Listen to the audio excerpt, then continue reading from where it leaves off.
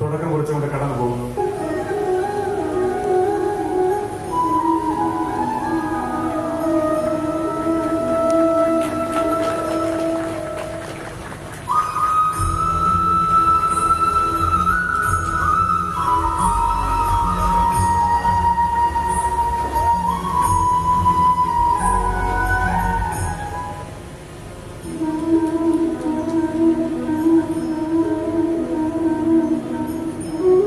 സാംസ്കാരിക ഒരു രാഷ്ട്രീയമായി മാത്രമല്ല സാംസ്കാരികമായി തന്നെ ഏറെ പ്രാധാന്യമുള്ള ഒരു പ്രദേശമാണ് കൊടുങ്ങല്ലൂർ എന്ന് പറയുമ്പോൾ കേരളത്തിന്റെ മണ്ണിൽ തന്നെ ഏറെ ചരിത്ര പ്രാധാന്യമുള്ള ഒരു സ്ഥലം കൂടിയാണ്.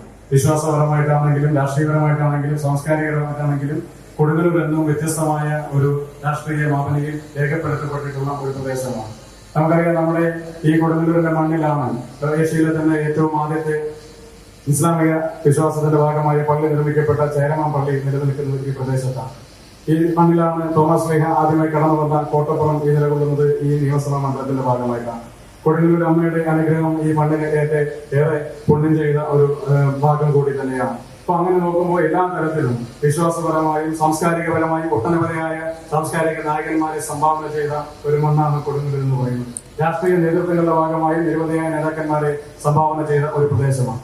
ആ കൊടുങ്ങല്ലൂരിന്റെ മണ്ണിൽ കൊടുങ്ങല്ലൂരിന്റെ ചരിത്രവും പാരമ്പര്യവും സംസ്കാരവും എല്ലാം ഉയർത്തിപ്പിടിച്ചുകൊണ്ട് തന്നെയുള്ള ഒരു സാംസ്കാരിക ആഘോഷത്തിനാണ് നമ്മൾ തുടക്കം കുറിക്കുന്നത്. ലോകത്തിന്റെ ഏത് കോണിലാണെങ്കിലും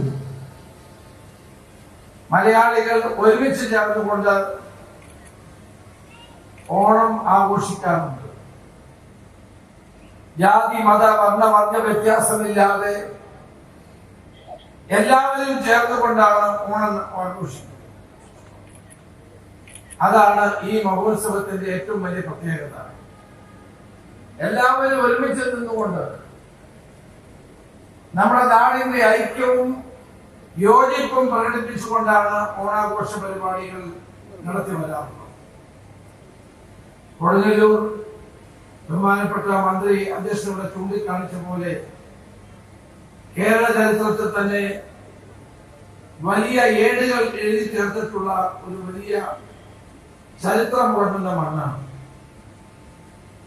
കേരള ചരിത്രം വായിക്കുന്നവർക്ക് പഠിക്കുന്നവർക്ക് കൊടുങ്ങല്ലൂരിന്റെ ചരിത്രവും മുസലീസിന്റെ ചരിത്രവും ഓർക്കാതെ കടന്നു പോകാൻ സാധ്യമല്ല.